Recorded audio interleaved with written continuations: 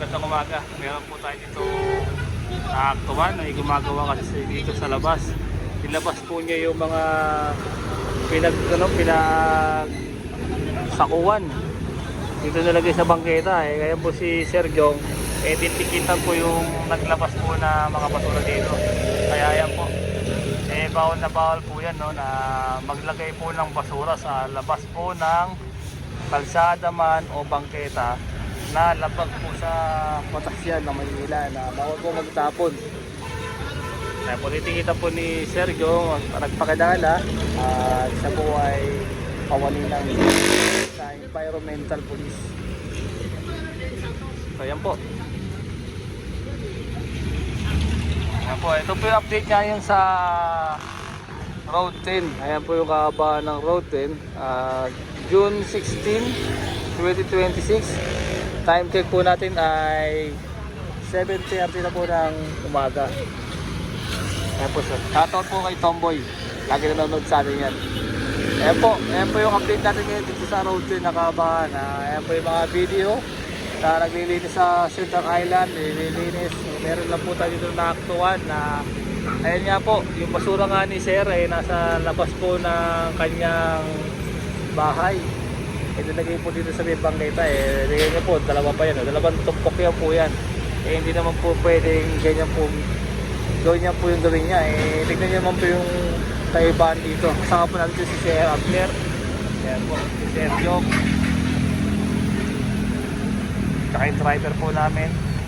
Ayan po. Ito, nililinis na nga po ito. Yung malinis na po. Diba? Wala na po mga tampak na basura. Ganyan-ganyan. Nililinis na po ng mga GPS po yan. Unit, DPWH. Ang kaso nga lang po, mayroon po ditong masamang balita na nakatambak na basura dito. Kaya po, titigil na lang po sa inyo ni Sergio para po maayos na po yan, no? Bawal na bawal po kasi maglabas dito ng basura. Pa.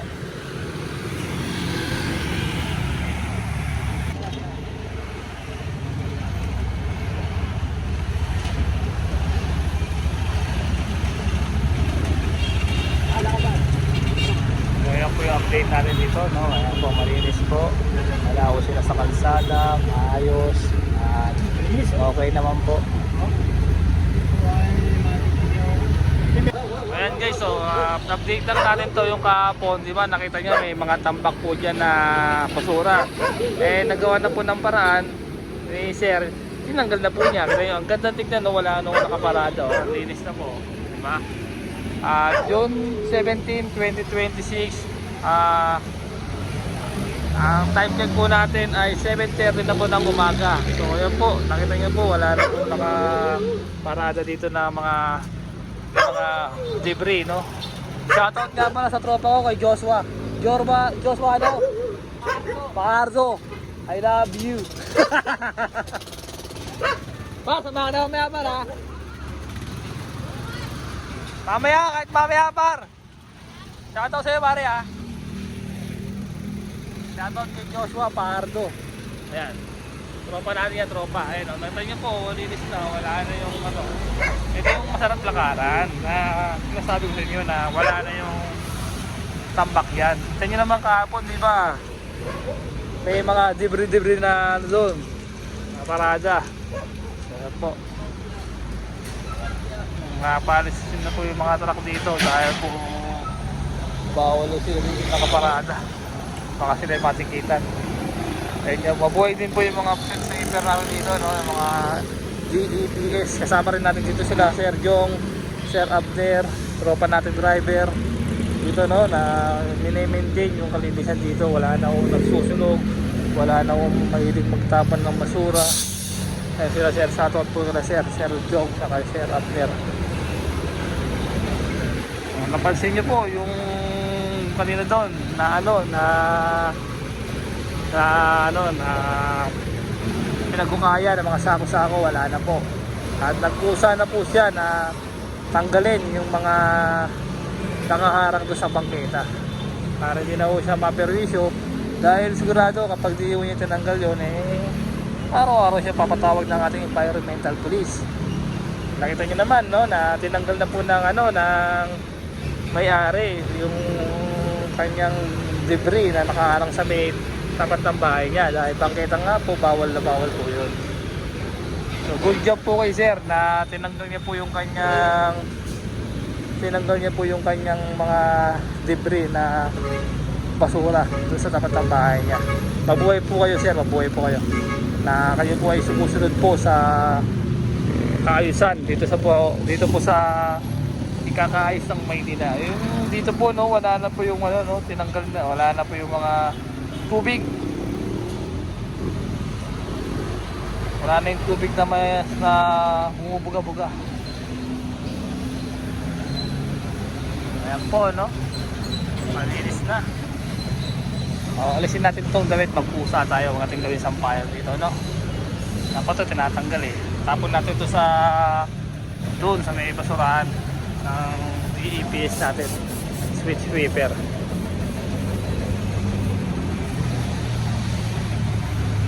Diba? Sabi niyo, nakakalakad yung mga tao maayos. Ito, pina-flashing din po ito, ha. Makikita nyo, pina-flashing din po ng ating mga power sweeper po natin na mga DEPS, no, mga nagpa-flashing. Ito po yung basura. Ayan. Shoutout po sa mga sweeper po natin, sir. Kay ma'am at si ate. Nilinis po itong kahabaan po na Road 10.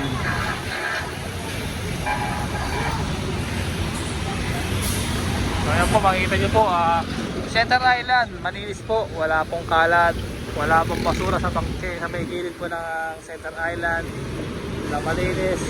Mabuhay po kaya mga naglilinis po din sa Road 10, ang mga power sweeper, nagka-flashing, yung mga PDO, DPWH sa sweeper, tapos syempre yung ating DPS natin ngayon na sweeper. Nakita nyo naman kanina, yan, nagwawalis po sila dito.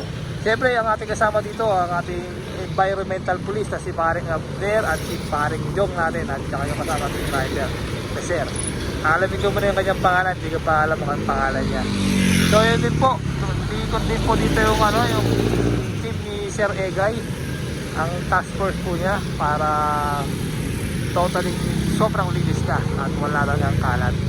Ngayon na po, update dito sa road din, hindi na po siya nakakatakot, talagang maganda na. Shoutout din po kay Sir De Leon, ang buhawi ng Maynila, dahil po sa kanya ay napanatili pong maayos itong kahabaan po ng road 10. Mabuhay po kayo sir at magandang araw po sa inyo. Guys, dito naman tayo sa may tapat po ng Kapulong. So ito, June 16, 2026. Ayan po, no? Kaya na meron po natin kita po si Sir Jong doon dahil nga po sa paglabag po niya sa batas na naglagay po siya ng basura, debris, no? Na sa labas po ng kanyang bakuran, nagtapon. Ito lang problema natin dito na may basura na naman dito sa may ginawang center island sa may gilid. At dito sa gabi nagtatapon to eh. Sama dito si Sir Abner David tsaka si Sir Joe. Shoutout po sa kasama po natin dito. Kaya nga, nagtatapon sa gabi, dapat to ma-actionan. Suggest lang natin, dapat to kapantayan po sa gabi, no, ng ating mga current official, o kaya maglagay po kayo dito ng tanod para po yung sangaling may magtatapon, may magtangkang magtapon, masaway nyo na, masabihan nyo na. Hindi yung laging ganito na sa umaga makikita na may basura dito, no, na ganyan. Alisin na po yung ganyang ugali na sa gabi kayo nagtatapon dito. Dahil po kapag nag-careful po kayo ni Sir Jong na nagtatapon dyan, pasensya na po kayo. Ano po yung mga nakakalakad natin mga tagabi. Dito nga, dito yung ito yung may wagang warning pipe lying work ongoing. All work, extraction. Meron ditong may wagang ano, akala natin may butas sa tubig, ngayon pala ginawa lang ilang art para doon. So ayan no, ubusin po ng ating mga ano yan, mga Lionel, masisipag na Lionel. Ayan po no, dami na ng langaw oh. Masintabi po sa mga kumakain no, ay hindi po maganda yung amoy,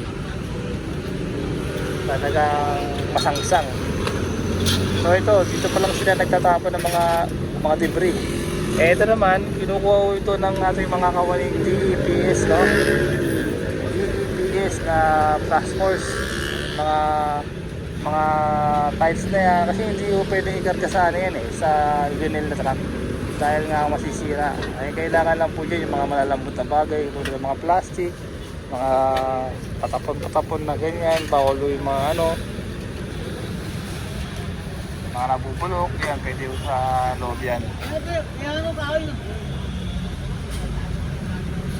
Okay.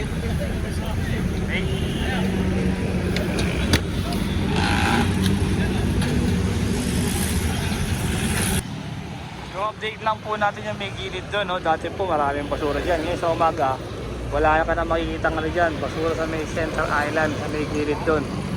Pare, ayaw ko yun, ang ginagawa nyo.